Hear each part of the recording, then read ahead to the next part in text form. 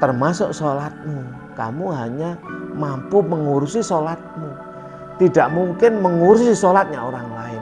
Kalau kamu mengurusi sholatnya orang lain, tidak jadi julus lagi, alias kamu tidak melakukan rukun fi'li yang disebut dengan al-julus baina sajdain. Kalau kamu ingin selesai dengan sholatmu sendiri, maka kamu harus rukun fi'li al-julus baina sajdain.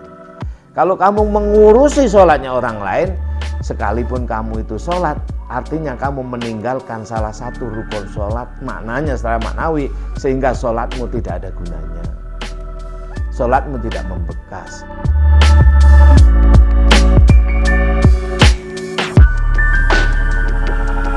Assalamualaikum warahmatullahi wabarakatuh. Alhamdulillah alladzi hadana li hadza ma kunna linahtadiya laula an hadanallah. Asyhadu an la ilaha illallah wa asyhadu anna Muhammadar Rasulullah. Allahumma shalli ala sayyidina Muhammad wa ala alihi wa ashabihi ajma'in. Amma ba'du. Para santriku yang saya cintai dimanapun Anda berada, semoga Allah Subhanahu wa ta'ala selalu memberikan rahmah, taufik, hidayah, ma'unah kepada kita semuanya. Para pemirsa channel YouTube Yai Mim Official dimanapun berada, semoga selalu Tuhan Yang Maha Kuasa melimpahkan perlindungan dan kemudahan segala urusan kita, melimpahkan kesehatan lahir dan batin, kesembuhan dari segala sakit. Selamat berjumpa kembali dengan saya Yai Mim, ngaji filsafat, tasawuf dan thariqah. Kali ini saya akan melanjutkan kajian kita tentang rukun fi'li dalam sholat. Beberapa waktu yang lalu kita sudah sampaikan bahwa rukun sholat kan 13, gitu. Dibagi menjadi 3 atau 4, yaitu rukun qauli jumlahnya 5. Rukun qauli itu ucapan, takbir, fatihah, tahiyat, sholawat, salam. Namanya rukun qauli. Qauli itu ucapan. Rukun fi'li jumlahnya 6. Qiyam, rukuk, i'tidal, sujud, duduk di antara dua sujud, dan duduk akhir 6. Itu berarti 5 tambah 6, 11. Nah, apa yang 2? Berikutnya apa yang ketiga? Yang ini, yang 2 ini kan 11, kan 13. Yaitu rukun qalbi, namanya niat dan tartib. Tartib itu apa? Tartib itu adalah mentertibkan qaul dan fi'il ke dalam qalbi, namanya tartib. Baik, kita akan masuk pada rukun fi'li yang ke-5, ya. Rukun fi'li yang ke-5 itu adalah al-julusu bainas sajdain. Al-julusu bainas sajdain, yaitu julus atau duduk di antara dua sujud. Itu rukun fi'li dalam salat yang ke-5. Kalau yang pertama qiyam, kedua rukuk, ketiga i'tidal, keempat sujud. Ini sudah kita bahas beberapa pertemuan yang lalu. Kali ini akan membahas yang ke-5 dan semoga ada waktu ke-6. Apa yang ke-5 itu? Yaitu al-julusu bainas sajdain. Duduk di antara dua sujud. Apa maknanya itu? Bahwa duduk itu melambangkan atau simbolnya atau maknanya, kalau duduk kan semacam itu. Bagaimana duduk di antara dua sujud itu? Duduk di antara dua sujud itu adalah iftirash. Posisinya namanya iftirash. Apa iftirash itu? Kedua kaki kita di atas pantat. Jadi duduk di antara dua sujud itu kedua kaki kita jadikan firash atau lemek, lambaran, di atasnya ada pantat kita. Artinya kita duduk di antara dua kaki, bukan di antara, duduk di atas dua kaki. Dua kaki kita jadikan firash, maka disebut dengan iftirash. Iftirash menggunakan firash, menggunakan lemek. Nah, apa makna di dalamnya itu? Maksudnya apa? bahwa disitulah sebenarnya kita menyelesaikan persoalan. Hendaknya setelah kita ini benar-benar diam, lalu rukuk, lalu i'tidal, lalu sujud. Nah, kalau itu sudah dilakukan, barulah kita bisa julus. Apa julus itu? Julus itu selesai masalah. Maka menjadi bahasa kita mendudukkan persoalan. Sehingga menjadi julus atau menjadi jelas. Selesai masalah. Artinya apa? Kalau kita ingin menyelesaikan persoalan harus sama-sama duduk. Kalau berdiri tidak bisa. Bahwa persoalan itu hanya bisa diselesaikan dengan cara duduk. Duduk bersama, saling berhadapan, duduk, mendudukkan persoalannya apa, sampai disebut dengan julus. Julus menjadi bahasa ini jelas. Jelas, tapi bahasa Arab kan tidak mengenal je, yang adalah jaju, maka menjadi jalas. Jalas itu artinya duduk. Jalasa yajlisu julus. Nah, menjadi bahasa kita jelas. Mujalasa saling menjelaskan, duduk untuk saling menjelaskan. Artinya apa? Orang itu kalau masih berdiri itu sebagai bentuk ketegakan masing-masing, masih bertahan pada egonya masing-masing, nggak saling duduk, maka persoalannya nggak bisa didudukkan.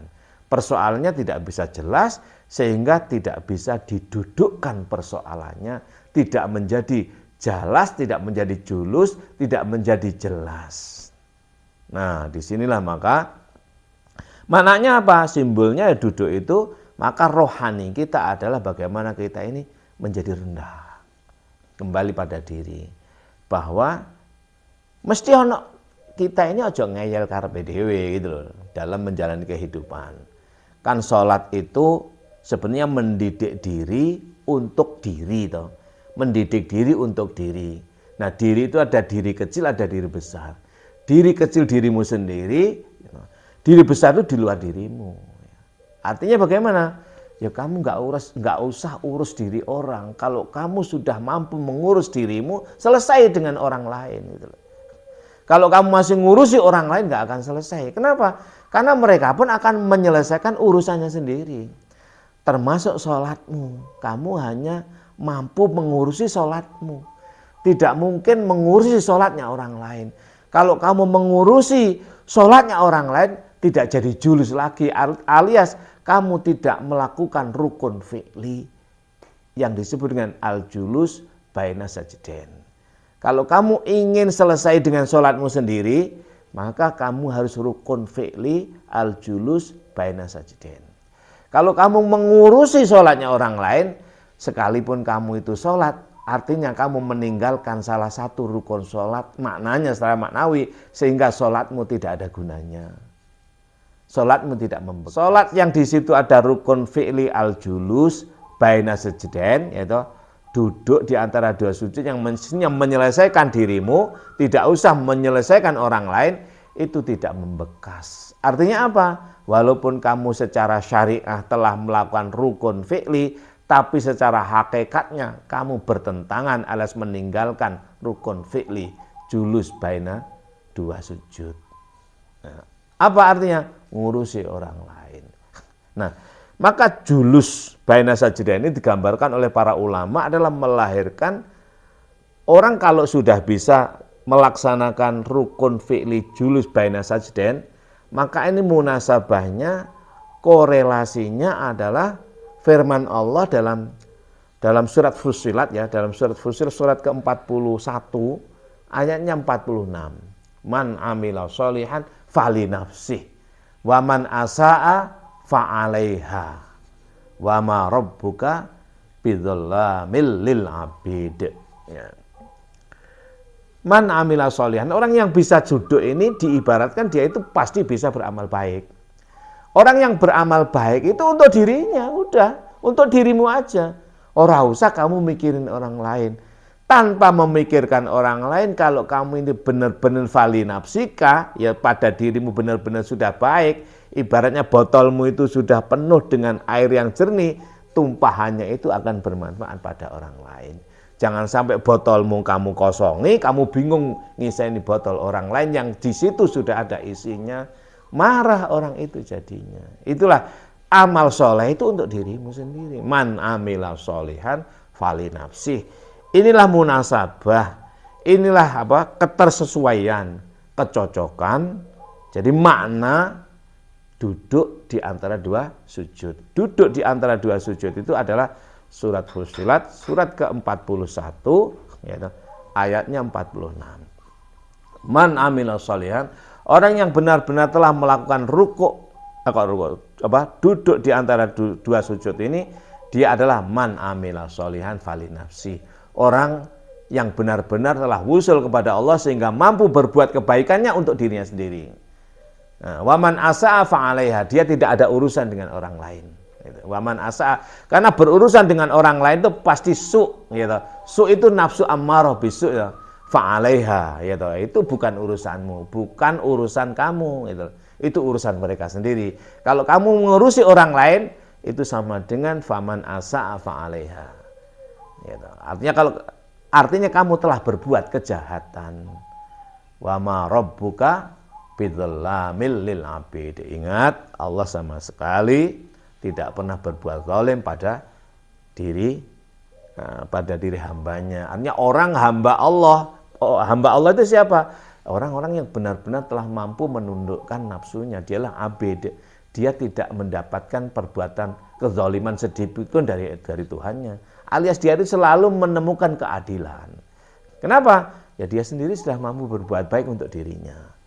Nah ini dalam konteks sholat, maknanya semacam itu. Sholat itu kan tidak sekedar rukun julus. Maka ajaran yang diajarkan oleh Kanjeng Nabi ketika duduk di antara dua sujud itu ucapan Rabbighfirli, ya, warhamni, wajburni, warfa'ni, warzuqni, wahdini, wa'afini, wa'fu anni. Maka kalau kamu itu benar-benar telah mampu duduk di antara dua sujud, artinya dirimu telah mampu berbuat baik untuk dirimu, nggak ngurus orang lain, maka kamu baru Rabbighfirli.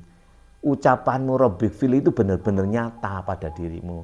Warhamni, rahmat pada Allah, rahmat Allah pada dirimu nyata pada dirimu. Wajburni, kamu tidak akan merasa kekurangan suatu apapun. Kekurangan apapun, merasa Allah mencukupi. Maka kalau ada wajburni itu artinya kan, wajbur itu artinya kan nambal, ya. Kamu udah nggak merasa kurang lagi. Kenapa? Ya sudah, nek ono salah Gusti Allah Maha Ghafur, ya toh, Maha Warhamni, Maha Rahman, Maha Rahim, ya toh. Gak ono kurang. Apa ono gak ono kurang? Ono ning atas maghfirah dan rahmah Gusti Allah tertutupi gitu loh. Jadi apa gak kurang? Ya kurang. Ono kurange. Tapi merasa tidak kurang mergo Allah Maha mencukupi, Allah sing nutupi, Allah yang mengasihi. Itulah Rabbighfirli warhamni wajburni. Baru kamu akan merasa terangkat pada dirimu. Warfa'ni, kamu diangkat oleh Allah. Rasamu itu merasa diangkat oleh Allah. Enggak sombong, enggak kemelinti, ya enggak kufur itu loh. Kerasa enak warfa'ni. Terus merasa warzuqni, mendapatkan rezeki, fadilah, fadl, anugerah, barokah dari Allah. Ya toh? Warfa'ni, warzuqni, wahdini, lakumu dituntun Allah. Wa'afini, wa'fu anni, sehat, seger waras. Koyok-koyok mendapatkan koyok apa Gusti Allah mengampuni, memaafkan, menghapuskan segala kesalahan kita. Jadi urip tengen-teng tok ngono jadi. Uwen-tuweng ngono. Alias kalau kamu benar-benar sudah mampu berbuat kebaikan, berbuat baik itu enteng. Nafsumu, fali nafsika itu sudah betul-betul mulhamah. Kamu nggak kuat melihat kesempatan untuk berbuat baik. Di situ ada sampah itu nggak kuat ngempet itu loh. Kudu njopek ditaruh di tempatnya. Itu tandanya kamu berhasil melaksanakan julus bainas sajdain. Nah, lek kamu nggak peduli dengan itu misalnya, baik kan lah, itu berarti belum kamu ngono loh. Belum ya. Ini pengalaman ya, saya dulu waktu haji tahun 2007 kalau nggak salah ya. Kebetulan bersama Bu Nyai Husnul Haidara tahun 2005, 2007 lupa saya. Pokoknya yang ketiga ya, 2000 lupa saya. Ya. Bersama Ibu Itu kan ibu sambat gini. Bu, yang pertama, masuk kamar mandi, toilet besar ya, hamam depan Masjidil Haram, bawahnya Maulid itu kan kamar mandi gede. Itu dulu saya setiap masuk itu banyak ngengeknya itu, banyak kotor dan lain sebagainya. Akhirnya karena memang alhamdulillah akhirnya tak bersihkan. Saya masuk tidak hanya kamar mandi yang saya mau pakai itu yang saya bersihkan, tapi WC-WC yang sebelahnya itu tak bersihkan semuanya. Akhirnya apa? Memang di sana itu nyata langsung gitu loh. Setiap saya masuk kamar mandi di situ pasti bersih dan celing gitu. Itu juga dirasakan oleh ini Bu Nyespo itu. Bu Nyespo bilang begini, "Bi, kamar mandi kok kotor, toilet kok banyak ngengeknya." Lah tak ceritain begitu. Terus dia lakukan itu. Setelah dia lakukan itu, apa yang dijumpai sama dengan apa yang saya jumpai, selalu bersih. Nah, di sini ini menjadi saya itu kalau ada kamar mandi, mbah kamar mandinya santri, mbah kamar mandinya masjid, mbah kamar mandi sendiri, nikmat saya. Saya tidak merasa terhina, bahkan merasa terhormat. Bersihkan WC itu enak itu loh. Enak, itu harus dilatih. Kenapa? Kalau nggak dilatih, kita itu nggak wali nafsi gitu loh. Maka nafsu kita yang harus kita alihkan dari amarah bisu waman asa'a fa'alaiha itu kudu dilubah menjadi man amila sholihan. Dari dorongan gengsi menjadi dorongan positif. Dari amarah bisu lawamah dirubah menjadi apa? Mulhamah. Sehingga mutmainnah. Apa yang enggak janji Allah kalau kamu melakukan itu, yaitu kebaikan man amila sholihan, maka kamu enggak merasakan Allah itu maha, kamu enggak akan merasakan Allah memberikan kezaliman sedikit pun padamu. Kamu akan merasakan Allah itu maha adil. Kenapa? Kamu akan menjumpai mutmainnah atas dasar amila sholihan tadi, ya. Menjumpai mutmainnah. Kalau sudah mutmainnah akan radhiyah, mardiyah, kamilah dan seterusnya itu. Enak udah begitu. Lah, jadi apa maknanya? Jadi kalau kamu masih belum selesai, artinya belum menangkap makna duduk di antara dua sujud ini, apa itu? Dudukkan dirimu, selesai jelaskan masalahnya, endingnya, hasilnya kamu akan mudah, ya toh, gampang, tertarik, nggak kuat ngempet, ada kesempatan berbuat baik. Nek belum begitu berarti kamu baru melaksanakan rukun fi'li tapi belum Rabbi firli warhamni wajburni warfa'ni warzuqni wahdini wa'afini wa'fu'anni. Enak sholat itu lek dihayati kayak gitu. Sehingga sholat itu enak itu loh. Makanya Kanjeng Nabi sampai dawuh ju'ilat qurratu aini fis shalah. Aku ki ngrasakno enak cintaku dalam sholat gitu loh. Ju'ilat qurratu aini fis shalah. Dijadikan penuh cintanya, jatuh cinta enak itu aku dalam sholat. Ya ini tidak sekedar sholat. Jadi catatannya, maka kalau julus itu menjadi jelas, dudukkan masalahnya, selesai persoalannya, endingnya, hasilnya, engkau akan mudah melaksanakan perbuatan kebaikan. Man amila sholihan fali nafsih, wa man asa'a fa'alaiha, wa ma rabbuka bidzalamil lil abid. Dalam surat Fussilat, surat ke-41, ayatnya 46. Wal minkum wallahul muwaffiq ila aqwamit thoriq. Assalamualaikum warahmatullahi wabarakatuh.